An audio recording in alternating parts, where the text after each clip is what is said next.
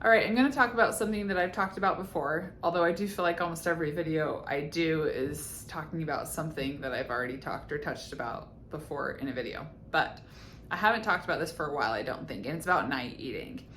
Saving up your calories, restricting or playing it safe during the day, and then getting really excited about your night because you've earned your, ability to eat all the foods that you want with less guilt and less anxiety and nobody really around.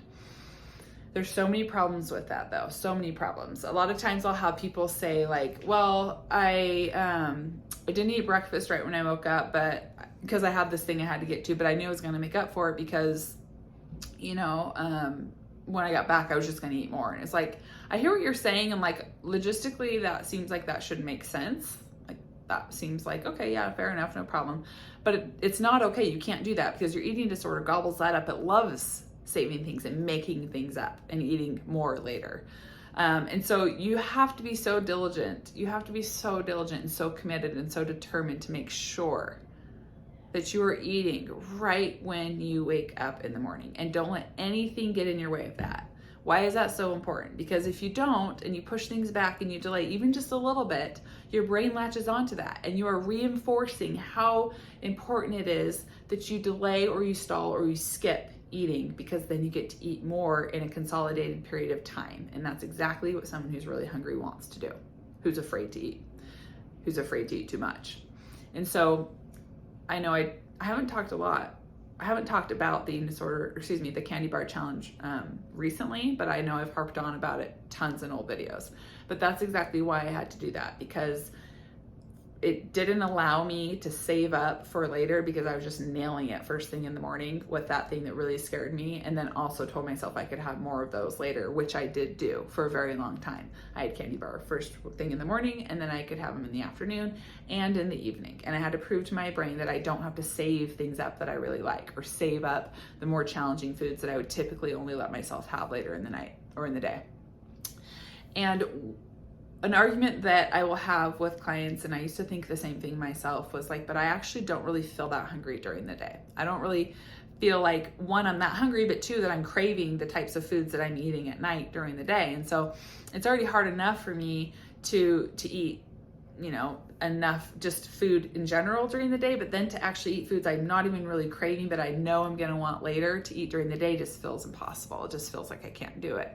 It's like, okay, fine. But then the rest of your life, your evenings are going to be blocked out so that you can be home eating your safe or maybe challenging foods, but in a safe environment, a safe time of day for the rest of your life. And that's not living. You want to be able to feel free to go out and have fun, depending on what age or what stage you're in life. Maybe that's going to concerts, college parties, dates with your husband, dating other people.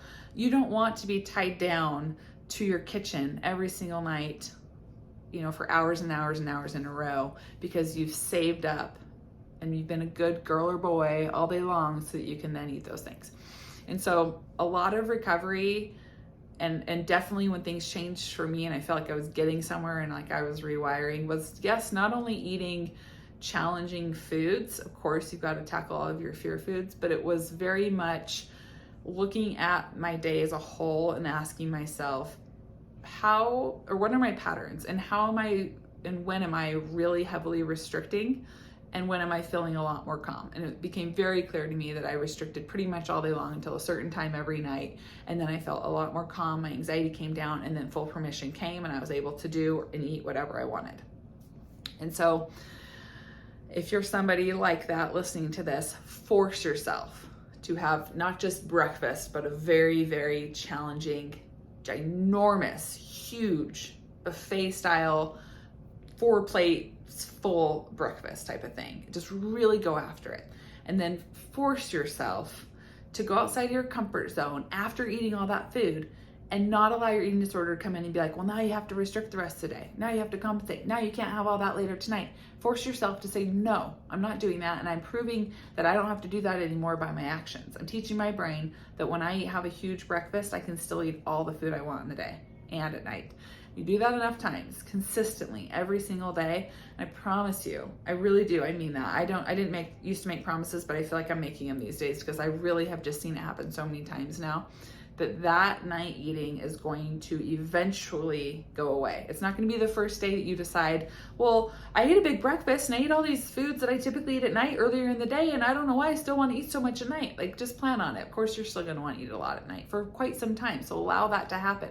Don't just allow it, but make it happen. Eat all the food in the day and then tell yourself, and I'm having all these fun treat foods that I usually eat at night, also again at night. I'm having them in the day and at night, so I have to teach myself I can have them any time of day, and I can have them multiple times a day.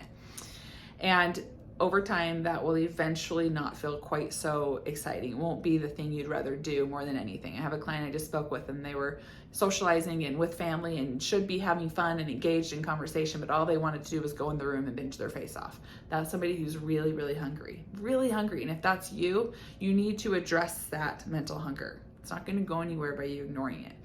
And if you don't feel, like I said, if you don't feel like you have that much mental hunger during the day, but your mental hunger at night is just crazy, you have to force that food earlier in the day and allow it at night and see if over time that mental hunger doesn't come down. It will, I promise, but be consistent. Don't get yourself super, super full at night and then tell yourself, I'm just not going to eat breakfast. No. Get yourself super full at night, that's fine, and then wake up and say, I am eating breakfast regardless of how I feel. I'm eating a big, huge breakfast regardless of how I feel. And then I'm having a huge lunch and a huge dinner and all the binging I want at night, and then all snacks in between. And I'll wake up in the morning and I might feel like I have a brick in my stomach, but I'm going to eat anyways, because you have to reverse that cycle. All right, that's my message for you today. Have a good day. Bye.